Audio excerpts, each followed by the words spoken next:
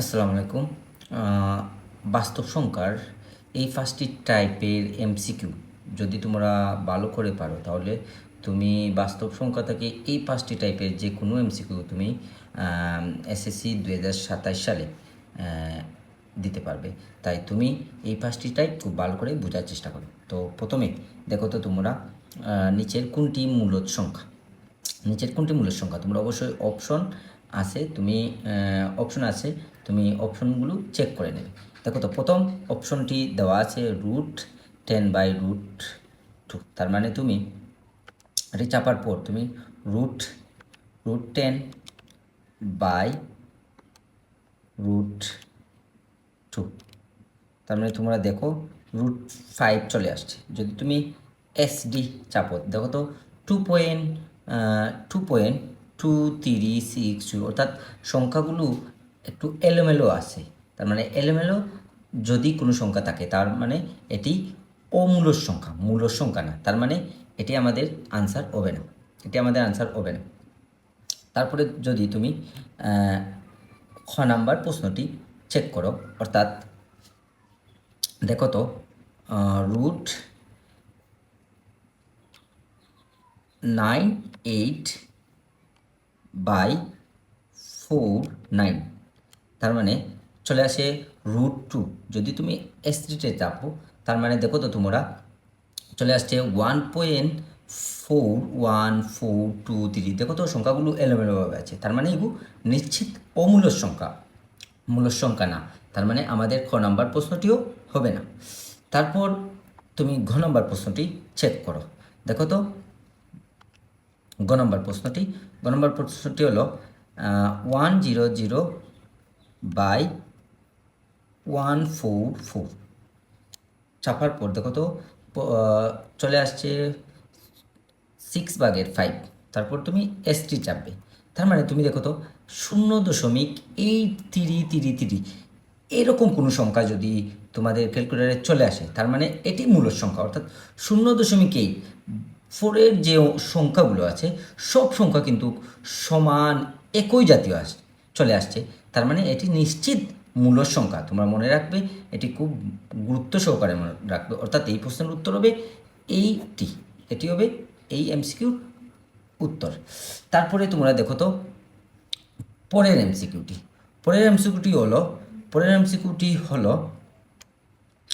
√5/80 কোন ধরনের সংখ্যা।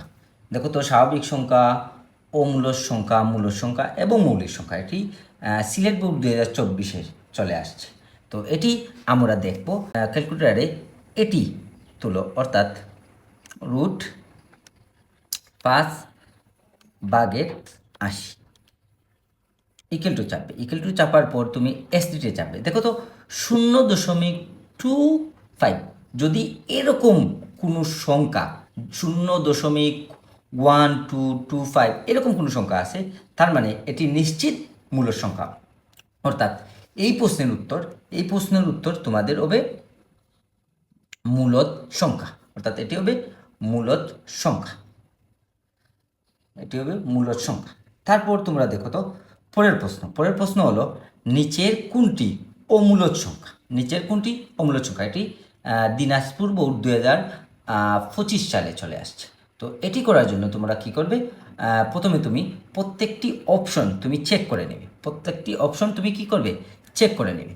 তো প্রথম অপশনটি দেখো তো √7/√21, তার মানে তুমি এটি তুলবে, অর্থাৎ √7/√21 ইকুয়াল টু চাপার পর তুমি এসডি চাপবে। দেখো তো তোমরা 0.0.577357 অত প্রশ্নে বলা আছে কোনটি অমূলদ সংখ্যা। তার মানে তোমরা নিশ্চিত এই প্রশ্নের উত্তর এটি হবে।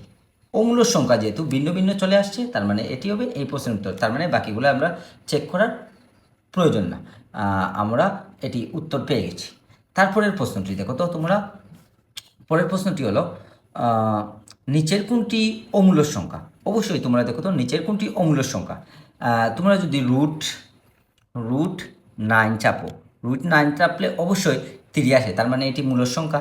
তারপরে দেখো তো root root seven root seven sorry root seven ST চাপার পর তুমি দেখো তো একটু খেয়াল করো, দেখো তো 2.6457 অর্থাৎ অভিন্ন সংখ্যা, অর্থাৎ দশমিক পরে ভিন্ন ভিন্ন সংখ্যা, তার মানে এটি হবে এই প্রশ্নের উত্তর।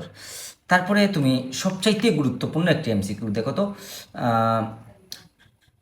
রাজশাহী বোর্ড 2016 সালে এবং দিনাজপুর বোর্ড 2016 সালে এসএসসি পরীক্ষায় চলে আসছে। দেখো তো 0.2 পৌনপৌনিক এবং 4 পৌনপৌনিক, এই পৌনপৌনিক মানে হলো এই সংখ্যাগুলো অর্থাৎ 2 4 এগুলো বারবার চলে আসবে।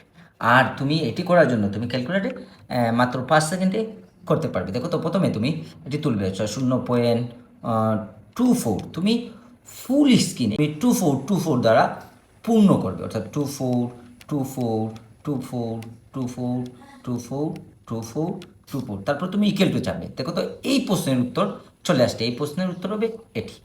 এই 5টি এমসিকিউ যদি তুমি ভালো করে বুঝো, তাহলে তুমি মূলদ এবং মূলদের এই টাইপের যতগুলো এমসিকিউ আসবে তুমি 5 সেকেন্ডে সলভ করতে পারবে। সবাইকে অনেক অনেক ধন্যবাদ।